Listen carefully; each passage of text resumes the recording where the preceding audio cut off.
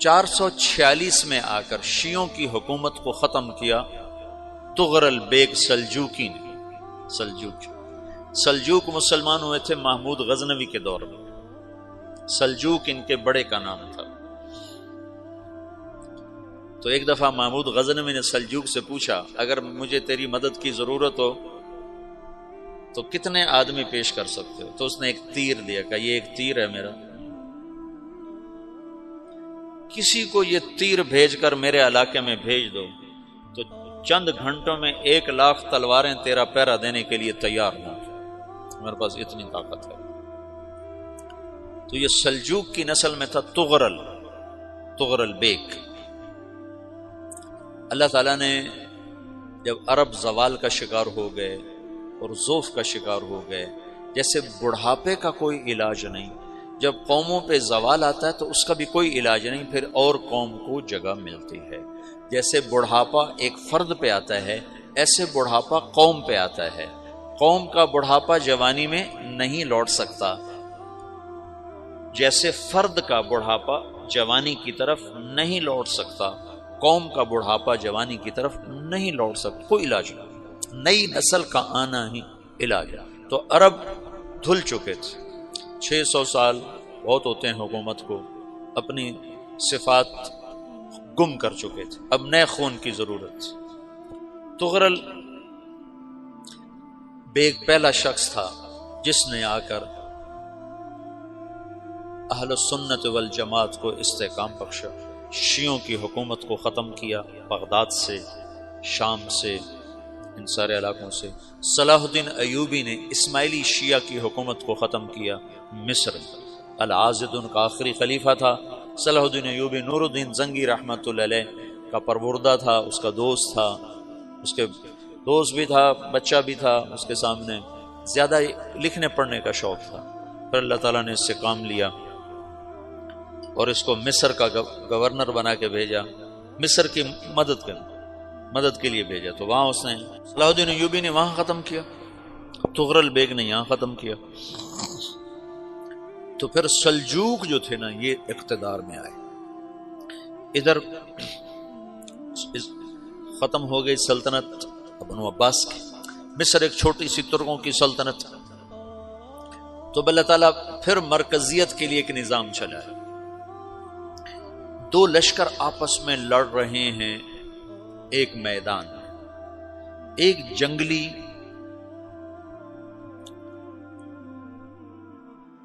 بدوؤں کا قافلہ، جنگل کے لوگ اپنے قبیلے کو لے کر، ایک جنگلی قبیلہ اپنے سردار کے ساتھ نقل مکانی کر رہا ہے ایک جگہ سے دوسری جگہ۔ اللہ کا نظام کہ یہ لوگ چلتے چلتے چلتے اس وادی میں پہنچ گئے جہاں جنگ ہو رہی ہے، دو لشکر آپس میں لڑ رہے ہیں۔ جب یہ وہاں پہنچتے ہیں تو ایک لشکر کے قدم اکھڑ رہے ہیں اور دوسرا غالب آ رہا ہے۔ ان کو نہیں پتا شکست کھانے والے کون ہیں اور فتح پانے والے کون ہیں، ان کو نہیں پتا۔ اس جنگلی قبیلے کے سردار کا نام بھی طغرل ہے، طغرل۔ تو یہ سردار کہتا ہے جو شکست کھا رہے ہیں ان کی مدد کرو، کچھ پتہ نہیں کون ہے، کہتا جو شکست کھا رہے ہیں ان کی مدد کرو۔ تو 400 وحشی جنگلیوں نے فاتح لشکر کے پیچھے حملہ کر دیا۔ وہ تو ایک کافی ہوتا تھا، 400 دوڑ جب تلواریں پڑیں تو چند لمحوں میں نقشہ بدل گیا، بھاگنے والے جم گئے اور جمنے والے بھاگ پڑے۔ جب جنگ ختم ہوئی تو شکست خوردہ لشکر کے بادشاہ نے ان کو بلایا، اسے پوچھتا ہے مجھے جانتے ہو میں کون ہوں؟ کہا نہیں۔ کہا تو تم نے میری مدد کیوں کی؟ کہا انسانی ہمدردی کی وجہ سے، تمہیں شکست ہو رہی تھی اس لیے تمہاری مدد کی۔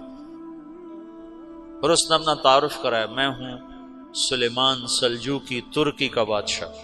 مسلمانوں کا لشکر تھا اور تاتاریوں سے شکست کھا رہا تھا، تاتاری فتح پا رہے تھے، مسلمان شکست کھا رہے تھے۔ تو وہ اللہ کی غیبی مدد بن کر آئے، تو وہ اس سے کہتا ہے میرے ساتھ رہنا پسند کرو گے؟ تم نے میرے اوپر احسان کیا ہے، میں اس کا بدلہ دینا چاہتا ہوں، میرے ساتھ رہنا پسند کرو گے؟ کہنے کا کر لوں گا۔ تو اس نے اس کو لے کر ترکی آیا، اور استنبول اس وقت روم کی حکومت میں تھا، اسے فتح کیا اس تغرل کے آگے چوتھے پانچویں پڑپوتے محمد فاتح نے۔ تو یہ استنبول ہے، یہ ترکی ہے، بیچ میں ایک چھوٹا سمندر ہے، یہاں ایک جاگیر ہے۔ تو سلطان سلیمان کہتا ہے یہ جاگیر تجھے وقف ہے، ادھر سے رومی مجھے تنگ کرتے ہیں حملے کر کر کے، تو میرا دفاع کرتے رہنا، یہ جاگیر تیری۔ اس جاگیر پہ اس نے اپنے قافلے کو آباد کر دیا، اپنے قبیلے کو، اور ایک چھوٹی سی حکومت بنا لی، جو ایک صوبہ سمجھو، سلمان سلجوقی کا وہ ایک چھوٹا سا صوبہ ہے۔ وہاں جب یہ رہ پڑا تو پھر یہ ایک شیخ کے بیت ہوتا ہے، وہاں شیخ طریقت ہے، ان کے یہ بیت ہونے جاتا ہے، وہ اس کو رات اپنے پاس ٹھہراتا ہے، تو ایک کمرے میں ان کو ان کا خادم ٹھہراتا ہے۔ یہ جب کمرے میں جاتا ہے تو سامنے دیوار میں طاقچے پر قرآن پڑا ہوا ہے، تو یہ تغرل بیگ کہتا ہے یہ کیا ہے، یہ کیا ہے؟ تو وہ خادم کہتا ہے یہ کتاب اللہ ہے، قرآن ہے۔ اچھا، وہ اس کو وہاں چھوڑ کے باہر چلا جاتا ہے۔ وہ دیہاتی آدمی، جنگل کا رہنے والا، پہلی دفعہ زندگی میں قرآن دیکھا، وہ کہتا ہے یہ قرآن ہے، اللہ کی کتاب ہے، میں اللہ کی کتاب کے سامنے سو جاؤں، کتنی بے ادبی ہے۔ تو اس نے ایسے قرآن اٹھایا اور سر پہ رکھ لیا اور کھڑا ہو گیا، ساری رات قرآن سر پہ رکھ کے کھڑا رہا۔ رات کے پچھلے پہر اس کو خواب آیا، کھڑے کھڑے اس نے دیکھا کہ اس کی پشت سے ایک چاند نکلا اور شیخ کی بیٹی کے سینے میں جا کے اتر گیا۔ پھر اس لڑکی کے سینے سے ایک درخت نکلا جو پھیلتے پھیلتے پھیلتے 3 بر اعظم پہ چھا گیا، افریقہ پر، یورپ پر، ایشیا پر۔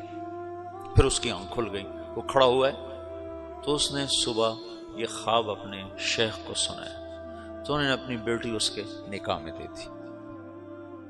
اس بیٹی سے ایک بچہ پیدا ہوا، تغرل بیگ نے اس کا نام رکھا عثمان، عثمانی ترک نام سنا ہوا، جو میں نے کل بتایا تھا کہ 1924 میں وہ خلافت ختم ہوئی۔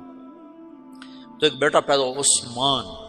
عثمان نے پھر ایک نئی اسلامی حکومت کی بنیاد رکھی جو 1924 تک چلتی رہی، کوئی 800 سال یہ حکومت چلی۔ تو حکومت کا شیرازہ بکھرا، لیکن پھر جڑ جاتا تھا، اور وہ قرن اول والا جوڑ کبھی نہ پیدا ہوا، ٹکڑے بن گئے۔